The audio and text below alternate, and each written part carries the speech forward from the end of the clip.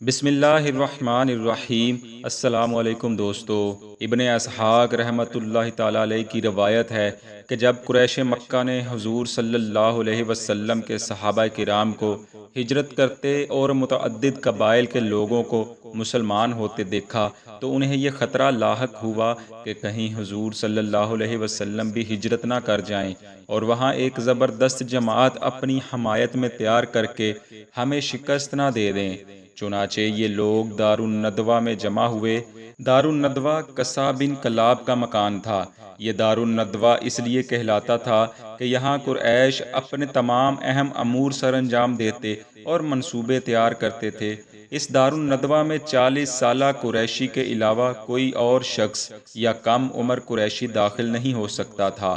یہ سب لوگ ابو جہل کے ساتھ ہفتہ کے روز جمع ہوئے، اسی لیے ہفتہ کو دھوکے اور فریب کا دن کہا گیا ہے۔ ان لوگوں کے ساتھ ابلیس بھی شریک مشاورت ہوتا تھا۔ اس ملعون کے شامل ہونے کا واقعہ یوں ہے کہ جب قریش مکہ دار الندوہ کے دروازے پر پہنچے تو انہوں نے دیکھا کہ ایک باوقار بوڑھا کھردرا سا کمبل اوڑھے کھڑا ہے۔ ایک روایت یہ ہے کہ یہ تلسان کی ریشمی چادر اوڑھے ہوئے تھا۔ انہوں نے پوچھا، آپ کون ہیں؟ کہنے لگا، میں شیخ نجدی ہوں۔ تم نے جو ارادہ کیا ہے وہ میں نے سن لیا ہے اور میں اس لیے آیا کہ تمہاری گفتگو سنوں اور مشورے اور نصیحتیں کروں۔ چنانچہ یہ سب لوگ اندر داخل ہو گئے اور باہم مشورہ ہونے لگا۔ ایک روایت ہے کہ 100 آدمی تھے اور دوسری روایت میں ہے کہ 15 آدمی تھے۔ ابو البختری جو غزوہ بدر کے دن مارا گیا تھا نے مشورہ دیا، محمد صلی اللہ علیہ وسلم کو لوہے کے ایک قلعے میں بند کر دو اور اس وقت کا انتظار کرو جب ان کا انجام بھی پہلے شعراء جیسا ہو جائے۔ شیخ نجدی نے کہا، یہ بات غلط ہے، بخدا اگر تم انہیں آہنی دروازے کے پیچھے بھی بند کر دو تو وہ وہاں سے نکل کر اپنے اصحاب کے ہاں پہنچ جائیں گے۔ ابو الاسود ربیہ نے رائے دی کہ محمد صلی اللہ علیہ وسلم کو جلا وطن کر دو، یہ جہاں بھی جائے ہمیں کوئی پرواہ نہیں، بس ہمارے شہروں میں نہ رہے۔ شیخ نجدی نے اس رائے کو مسترد کرتے ہوئے کہا، کیا تم نے محمد صلی اللہ علیہ وسلم کی اچھی باتیں، ان کی شیریں بیانی اور لوگوں کا ان پر پروانہ وار نثار ہونا نہیں دیکھا؟ اگر تم ان کو جلا وطن کر کے مطمئن ہو گئے تو یہ تمہاری سب سے بڑی غلطی ہوگی۔ وہ کسی اور قبیلے میں چلے جائیں گے اور اپنی سحر بیانی سے لوگوں کو اپنا فریفتہ بنا لیں گے اور اپنے متقدین کی ایک عظیم جماعت کے ساتھ تم پر غلبہ حاصل کر لے گا۔ تمہاری یہ شان و شوکت حرف غلط کی طرح مٹ جائے گی اور وہ تمہارے ساتھ جو چاہیں گے کریں گے، کوئی اور رائے دو۔ ابو جہل نے کہا، میرے ذہن میں ایک ایسی رائے ہے جو کسی نے بھی نہیں دی، وہ یہ ہے کہ ہر قبیلے سے ایک صاحب حسب و نسب بہادر لیا جائے اور یہ سب مل کر یکبارگی محمد صلی اللہ علیہ وسلم پر تلواروں سے بھرپور وار کریں اور ان کو قتل کر دیں۔ ہماری بھی جان چھوٹ جائے گی اور بنو عبد مناف تمام قبائل کا مقابلہ کرنے سے تو رہے، وہ صرف دیت لے لیں گے جسے تمام قبائل باہم ادا کر دیں گے۔ شیخ نجدی ملعون اس رائے پر بھڑک اٹھا اور کہنے لگا، اب ہوئی بات۔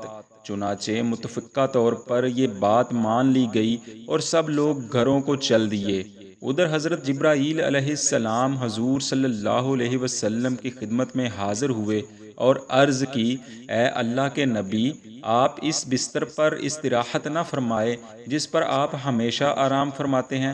جب رات ہوئی تو قریش کے جوان کاشانہ نبوت کے گرد منڈلانے لگے اور اس وقت کا انتظار کرنے لگے کہ جب آپ باہر آئیں اور وہ یکبارگی حملہ کر دیں۔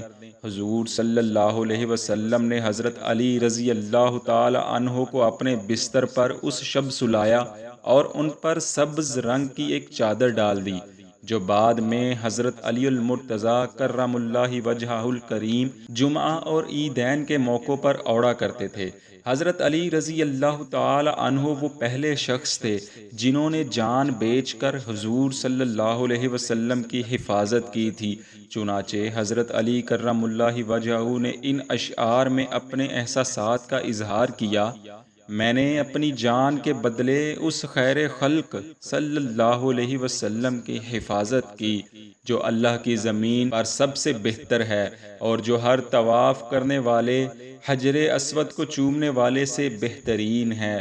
رسول اللہ صلی اللہ علیہ وسلم کو قریش مکہ کے فریب کا اندیشہ ہوا تو ان کو رب ذوالجلال نے ان کے فریب سے بچا لیا، اور رسول خدا صلی اللہ علیہ وسلم نے غار میں نہایت سکون کے ساتھ اللہ کی حفاظت میں رات بسر کی، جبکہ میں قریش مکہ کے روبرو سویا ہوا تھا، اور اس طرح میں خود کو اپنے قتل و قید ہونے پر آمادہ کیے ہوئے تھا۔